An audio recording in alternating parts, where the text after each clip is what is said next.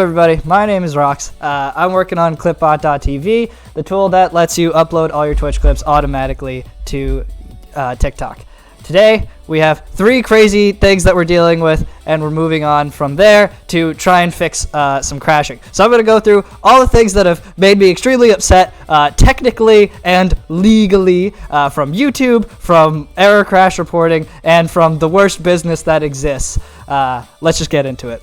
So, first off, the YouTube API quota. So, I told you guys we were trying to build a YouTube Shorts feature, right? And so, in that YouTube Shorts feature, we had to basically request a much bigger quota for their API. Why? Because if I try and upload more than 8 videos a day, that is the whole quota for the API, which means I wouldn't even be able to support like 4 users. Kinda sucks. So, we filled out this whole form, and we're at the point now where they gave me this response, which is just, good job, you filled everything out, we'll let you know if anything happens bad. So we don't need to send them any more stuff, but we also don't know where we are. I'll probably check in with them soon and keep that going.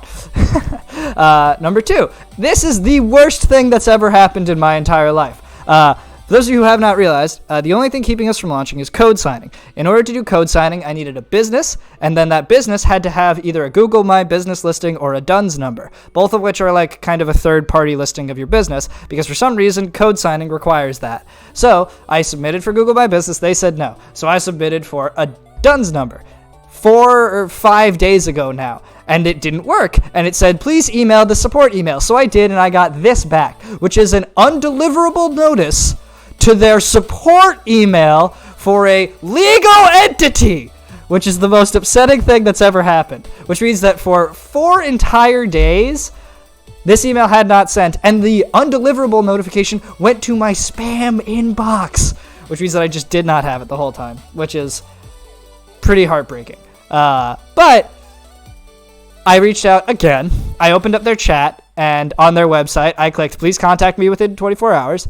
It's been 36. So we're calling them today.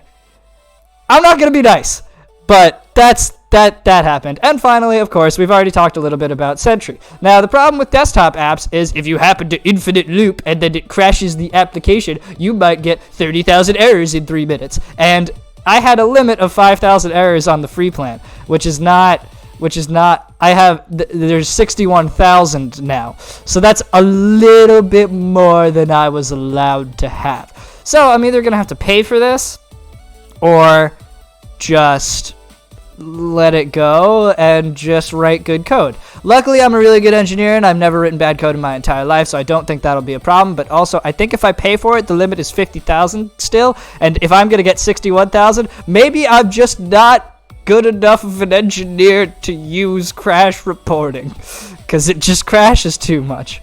So yeah, anyway, current crash looks something like this. I got Gresh on the line with me, so Gresh could show us the current state of crashing on Clipbot.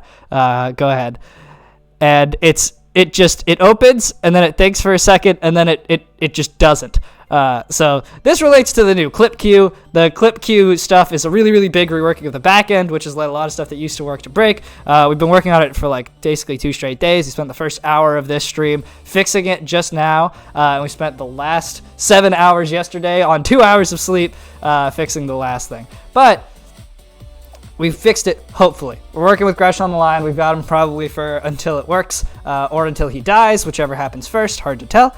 But we got him. So that's the plan for today. Thank you guys for hanging out, and I will see you there.